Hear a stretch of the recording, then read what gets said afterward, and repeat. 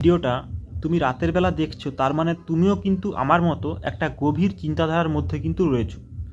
আমি একটা ওষুধ দোকানে কাজ করি, তো সকালবেলা যাই, আবার সন্ধ্যাবেলা কিন্তু বাড়ি ফিরে আসি।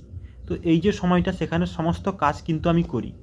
তো আমি যে যাই, আমার যাওয়া এবং আসা, এই যে টোটাল আপ ডাউনে আমার টোটাল কিন্তু যে জার্নি হয় সেটা 28 কিলোমিটার। এই 28 কিলোমিটার রাস্তা আমি কিন্তু সাইকেলে যাতায়াত করি। তো তোমার মনের যে কষ্ট বা ব্যথা, তুমি যদি তোমার পাশের কাউকে বলো, বা বাড়ির মানে বাড়ির পাশাপাশি যদি কাউকে বলো, বা তুমি যখন কোনো কিছু কাজ করবে না, বাড়ির সদস্যেরও যদি তুমি বলো, তারা কিন্তু তোমাকে উপহাসও করবে, কিছু কথা শুনিয়ে দেবে।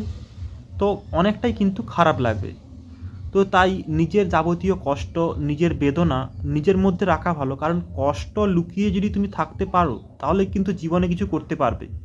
কারণ আমি যে সাইকেলে যাতায়াত করি, আমার কিন্তু এই যে আপ ডাউন, এখন শীতকাল তেমন কিন্তু কিছু মনে হয় না, কিন্তু গরমকালে যখন আমি দুপুরবেলা বাড়ি ফিরে আসি, তখন কিন্তু অনেকটাই কষ্ট হয়।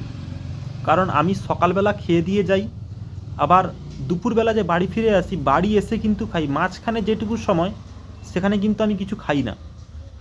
বুঝতে পারছো?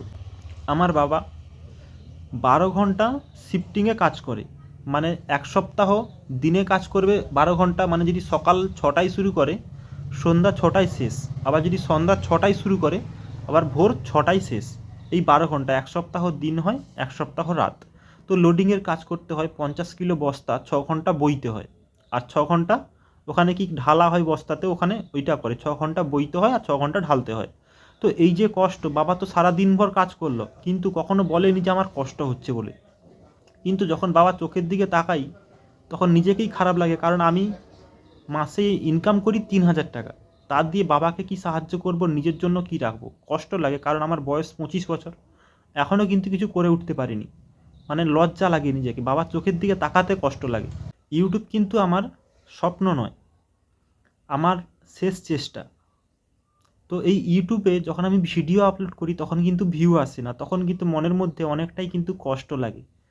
তো তারপরেও কিন্তু আপলোড করছি, কারণ আমার বিশ্বাস যে একদিন না একদিন আমার এই কষ্টের কথাগুলো কেউ না কেউ বুঝবে। তুমি এই ভিডিওটা রাতে দেখছো, তার মানে তুমিও হয়তো কারোর জন্য কাঁদছো, হয়তো নিজের জন্য।